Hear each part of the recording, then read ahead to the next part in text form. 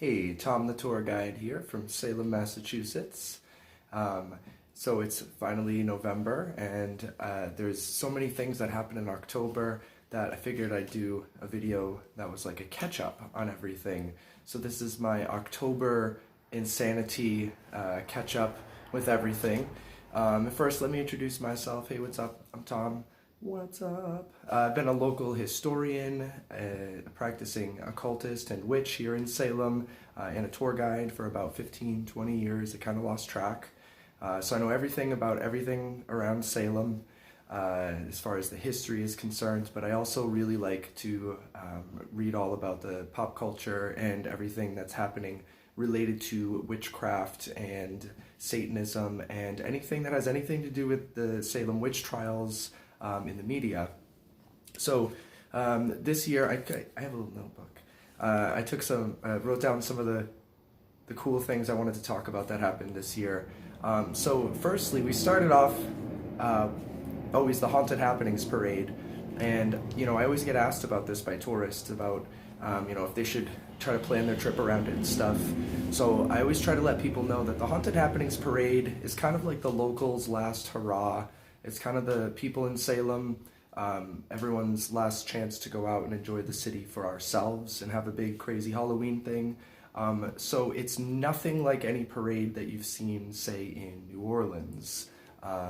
It's like on a much smaller budget than that, and it's a lot of the local businesses and school kids and charities and local organizations and stuff like that. This year the theme was something about like the children being the future or something, and it was really cute. I guess the inspiration was that kid Greta, who was talking about climate change. So there was kids dressed up as like solar panels and the sun and recycling or something. So anyways, that was a cute fun thing to start with, but now on to the more serious stuff, I guess. One of the biggest stories this month, kind of leading up to October, was the cemetery being shut down, and that was all over the media. There was a lot of different people that were looking at it kind of as I think from the wrong direction. A lot of the articles were written in a way that was like, good, I'm glad that we're shutting down the cemetery to preserve it. But I think, the long story short of it, as someone who lives in Salem and, kind of understands the politics surrounding it, I can guarantee you that the main reason that the cemetery was shut down is just because no one wanted to deal with the tourists. It's a huge pain in the ass. So obviously, people we want people to have respect for the cemetery. And there are always going to be people that just don't get it. Like I'll be in there and I'll see someone leaning on one of the tombs, and I'll say, "Excuse me, ma'am, don't lean on that tomb." And the person will go, "Oh my gosh, I'm so sorry, I didn't even." And it's like people just need to be reminded. So the past few years, it was Destination Salem who went out of their way to staff the cemetery, and I think it was might have been volunteers, or Destination Salem might have been paying for it or something. But at this point, it's too much of a hassle. The city has to do something. They have to just staff it with some people like, hey, don't touch that grave every once in a while. It's not really that big security issue. So when people say that a lot of damage happens in the cemetery in October, it actually isn't true. If you ask a lot of the tour guides in the city, they'll tell you horror stories of crazy stuff that we've seen, and we've all seen it. But for the most part, more damage happens to that cemetery on a rainy day in November or April than it would in the middle of October, where it's more of a dry season and the ground is more compact. And when people are walking through there in the mud, it totally damages things in there. So I think there needs to be a lot more thought put to it. And in the end, the city decided to just shut down the cemetery for the month of October, and it's back open now. And for better or for worse, that's what they ended up doing. So next story I wanted to talk a little bit, or it's actually next couple of things, is I wanted to talk a little bit about the entertainment industry and stuff that's been filming in or around or about Salem. The first thing is Hocus Pocus 2 oh my gosh, aren't you so excited? Ah! Well, probably shouldn't be. This is a story that's been around for a long time now, and it goes viral like every 6 months, like usually once a year around October. There'll be some people that post some meme about it, saying that the movie's coming back, the movie's coming back, and finally this time there's some truth to it. The problem is that there's a statement by some of the previous actors from the film, the three main actors, the witches. They've all said that they would love to do a new movie, or if there's a sequel, be a part of it, and they've all said that publicly. So some of the media has taken those statements, combined with the fact that the new movie is being made, and put them together in a way that kind of conflates them or implies that there is a new sequel being made and they are involved. But that's actually not the case. The movie is straight to Disney Plus. It's not going to be going to theaters, and it has not been confirmed if any of the other actresses are going to be involved. And I think they're probably not going to be, because they probably cost too much, and you know, knowing the way things like that work, I mean, if they beg and Disney just says, okay, do it for free, then maybe that will happen. But I don't think Disney has the budget to have those particular actresses back again. So yes, new movie is going to happen, but it's not exactly as cool as we wanted. So the next story about Salem and the media and a film is the Adam Sandler Netflix Halloween movie. And I know the moment I say that, there are some people that roll their eyes. They're like, oh my gosh, another Adam Sandler movie. But let me tell you, we in Salem have seen a bunch of the behind the scenes stuff, and I've been, walking around and saw them filming, and there is a lot going into this film. So it looks very, very well made, very professional. There's a huge amount of extras. They actually went out of their way to cast a lot of the local street performers as extras. So there was one day where I was hoping to get some background work on the movie, but I didn't. But then I was, looking all through my Facebook feed of all of the street performers and a lot of the vendors in Salem being really secretive, but trying to post about how they were involved. Like, oh my gosh, look at this, behind the scenes. So you will see a lot of familiar faces in that. And they filmed all over Salem, but I'm sure in a lot of other places as well. I don't want to give too much away about places that they filmed, but one thing I did see and saw some video of, so I know they weren't too secretive about it, was on Halloween Day they actually filmed. So randomly, walking down the street, I saw the signs and I was like, no way. Are they filming on Halloween Day? That's crazy. I thought it must be kind of a hidden place, but then I thought, well, if they were going to film in Salem on Halloween Day, it must be for the crowds. And sure enough, later on I was walking down Essex Street and the camera was set up right there, and there was people coming and going. They were filming people in their costumes. So I don't know if those were paid extras, but there's going to be a lot of like random costumed people. And maybe if you were in Salem on Halloween Day, you'll see yourself in the movie. And then another fun thing that happened in Salem was, the month of October, towards the beginning, was Haunted Salem Live by the Travel Channel. They did this 4-hour-long live investigation at different locations around Old Salem. So some of it was in Peabody, and some of it was up in Ipswich. They also filmed in Salem proper, at a location. That was really fun to be a part of. I filmed a few scenes with them about, about generally what witchcraft is and how witches view the paranormal, and also, about how witches view the Salem witch trials. They kind of wanted a witch perspective, and being a local witch and a historian, it can kind of bridge the gap sometimes there. So, that was fun. And if anybody watched it and they were wondering what happened, I have my theories. Everybody saw everything that was happening. And if we're going to say, okay, first of all, this is, if ghosts are real, I think it's kind of crazy that no one made the connection. And everybody was saying that there was a man messing with everybody, and they were all getting misinformation and misled and confused, where, they did mention Hathorne a little bit. So I think if there was ghosts there messing with people like they thought, they were trying to blame Giles Corey or whatever, and that was kind of bugging me.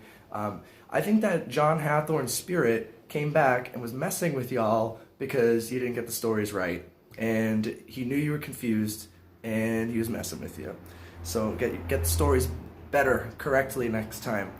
Don't just hire me as a witch, hire me as your historical person guy. I'll make sure all your stuff is correct, and no one on the internet will be making fun of you. Oh no, that will always happen, regardless. So, on to other interesting things. Oh yes, so besides kind of, movies and stuff like that about Salem, the real funny big story for me was the Ouija board. If anybody knows a little bit about the history of the city, the Parker Brothers, the factory was located in Salem, right near where the train station is today. So when Ouija boards were first trademarked and mass-produced by Parker Brothers, all original Ouija boards were made in Salem. So tons and tons of people who collect Ouija boards, they see Salem, written on the board. They're really familiar with that. So this one group this year, they're called the Talking Board Historical Society, decided that they were going to try to break the world record for the largest Ouija board on Salem Common. So I guess the guy who, his name is Shrecht or something, Shrecht, and some of his friends, they, he did most of the work. He built it in 99 or 100 large wooden panels, and then you could bring it and assemble it on Salem Commons. So he ended up doing that, and it was amazing. It was just so cool to see it there, and it was raining the first day they set it up, so it was kind of annoying, but then it was really nice after that, and a lot of people were able to check it out. But there were a few issues. The first is there's still debate over whether or not it actually broke the world record, and a lot of the headlines said it wins. So the guy who currently has and still technically holds the world record, it's a dude who owns a hotel in Grand Midway, Pennsylvania, and it's on the roof. He also has the largest tarot card hanging up in there. It's like a haunted hotel type of deal that he has going there with rooms that are about Frankenstein or whatever. Sounds fun. But he, the media contacted, I suppose, and he gave a few statements. They were kind of, he was kind of giving them trouble, saying that his was still the winner. But I think that the new one is bigger, but it's I don't know what the technical question is. So the other problem with the Ouija board is that people don't read or pay attention, so a ton of people showed up after it was gone, still looking for it. And it was only up for one weekend, and it was the second weekend, I forget, maybe the second weekend of the month. For the rest of the month, people were wandering around asking, "Where's the Ouija board? Where's the Ouija board?" And then the even funnier thing is, there was the controversy from the superstitious people, and a lot of them were, it's mostly conservatives, religious people, and I don't mean just conservative Christians, I mean conservative, witches and conservative superstitious people as well, and oh my gosh, are they terrified of this gigantic board game. So some of the memes that were going around were saying that, Salem was trying to open up a portal to hell on Halloween night, and all the witches of Salem were planning a ritual around the Ouija board for Halloween night in order to bring a portal to the dead. And these people, so many of these posts, it sounds ridiculous when I say stuff like that, but they took it utterly serious. And then in the comments, there would be people saying something like, well, maybe it won't open a portal to the dead, but you don't know what you're messing with. You don't want to mess with things that you don't understand. Dude, it's a Ouija board. Don't say stuff like that. Trying to mess with this superstitious garbage like that is what starts things like the Salem witch trials. Can we please not? So anyways, speaking of superstitious garbage, this is where I take a moment out of my video or during my video to do a public service announcement, and it is related to hysteria, and that is, every single year I see the posts about black cats and Halloween and, be careful with your black cat around Halloween because terrible things can happen and all of this. And this entire hysteria, this fake fear, this nonsense about black cats being killed or murdered or kidnapped, on Halloween, this is based solely on nonsense, satanic panic BS. And I can tell you this because I study the occult, and I know that there are no witches, there are no Satanists, there's no occultist that is going to kill a black cat ever for any reason, like in that way, especially on Halloween. In America, not a thing at all. Maybe during the Dark Ages, maybe in some other countries where people are like extra superstitious, that will be a part of the culture. But that's definitely not a thing here. If and when something like that were to happen, it is completely random and it is actually just a crazy person.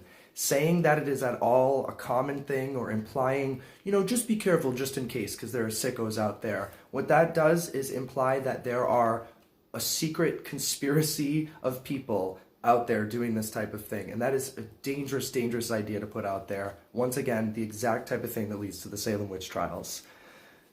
Anyways,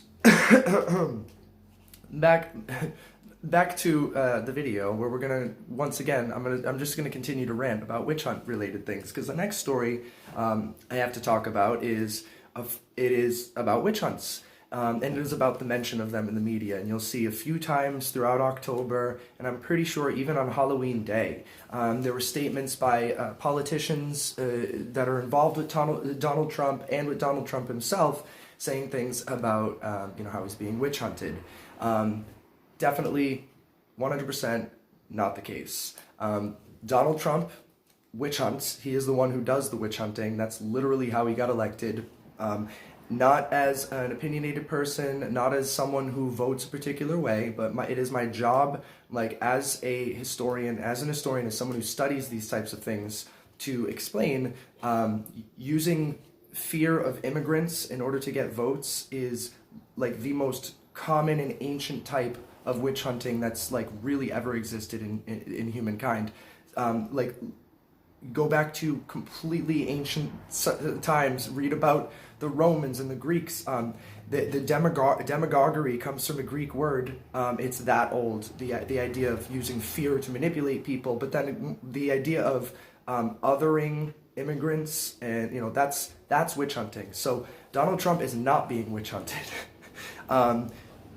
You'll see that also the congressperson from Salem, Seth Moulton, he responds every once in a while, and he responded again right around Halloween, calling Donald Trump out on how it's definitely not a witch hunt.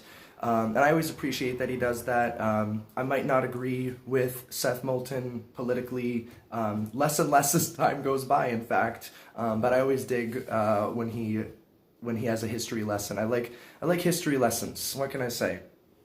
And of course, this story continuously coming up, it actually was related to the witch trials. A lot of different media picked up this story. I'm not sure where it originated, but it kind of had a similar headline wherever I saw it, and it would say something about how, most victims of witch hunts are women, because that's how witch hunts work. Then there would be debate in the comments, and there would always be people saying, well, men were killed in the Salem witch trials, things like that. And I just wanted to be 100% clear.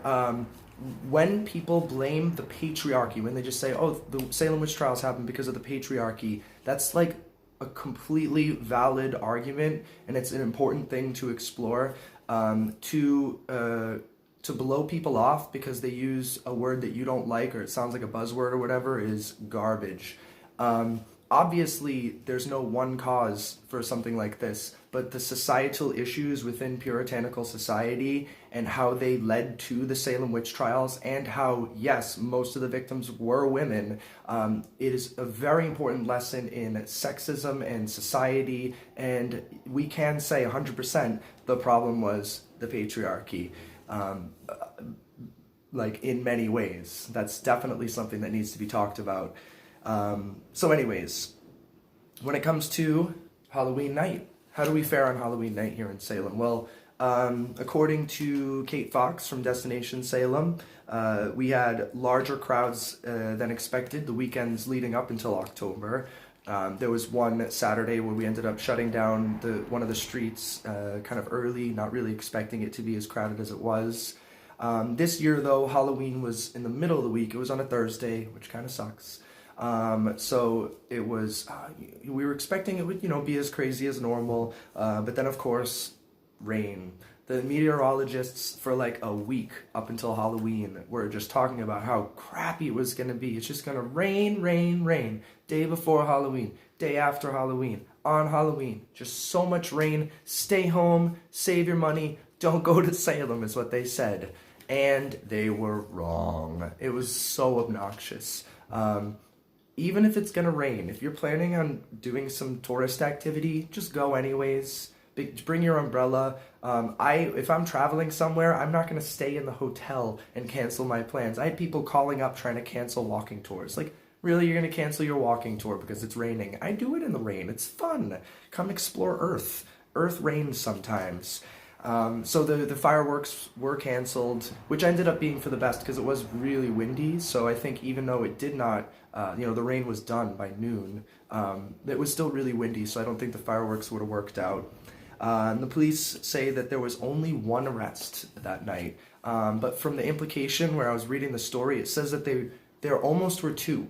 Like basically there was one arrest, but then there was another guy who they were looking for destruction of property. So it was probably like some dude broke a window or messed with something and they were chasing him down and hadn't quite found him yet. So technically there was only one arrest Halloween night. They might have got him like, at 1 a.m. so it counts the next day.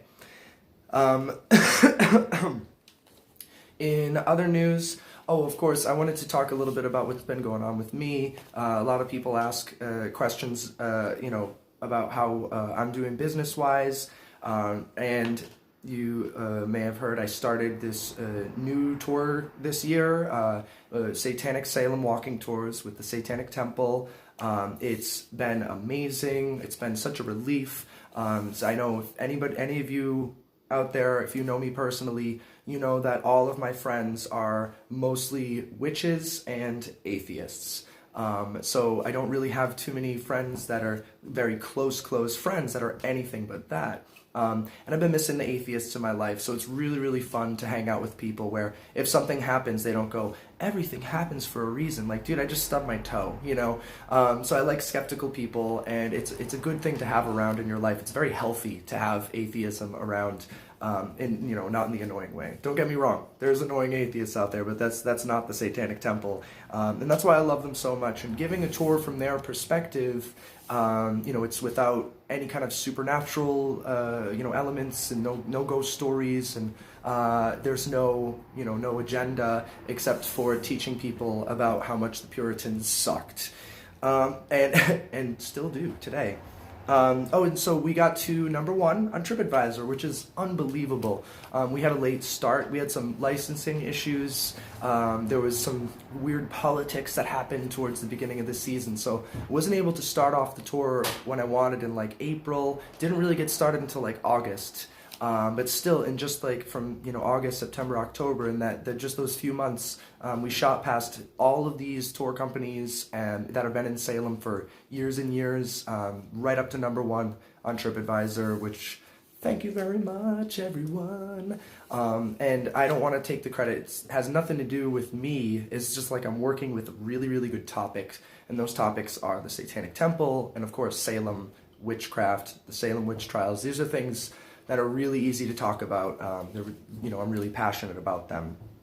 And then speaking of the Satanic Temple, I wanted to mention they did the first public unbaptism in Salem this October, and that's one of my favorite rituals, so I wanted to mention it briefly. The unbaptism is, do I have to explain it?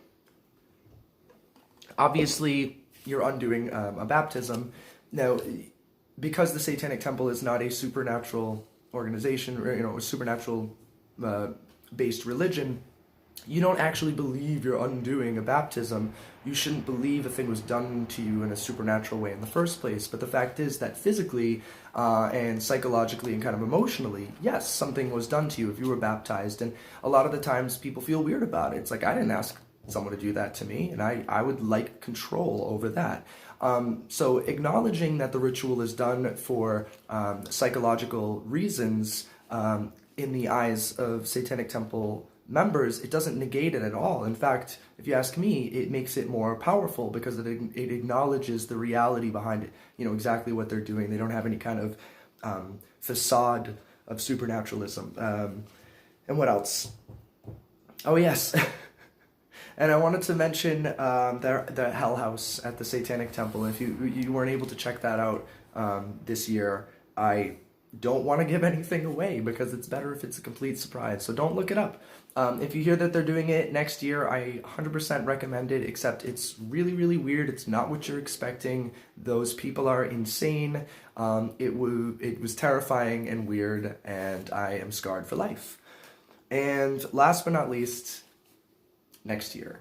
So Halloween next year, you've seen all the memes, you've heard it on the news, but I'm going to tell you all again. 2020, Halloween is on a Saturday. Halloween is on a full moon. And it is the night that we turn the clocks back. So it is going to be wild. You should get prepared for Halloween in Salem next year. There's going to be a lot going on. And be sure to, get all your tickets and things ahead of time. And I'm going to do another video at some point about preparing for Salem in October way ahead of time, because I find a lot of people are such big fans of Salem. That's funny. Whatever. It's a new setup. Things happen. But yeah, a lot of people are such big fans of Salem that they'll plan things like way, way ahead of time. So I want to do a video at some point where I talk about the best ways to do that. Otherwise, I'm going to go now. I was going to go anyways, but this thing is broken now, so now I have to. Hail Satan. Happy Halloween. Peace.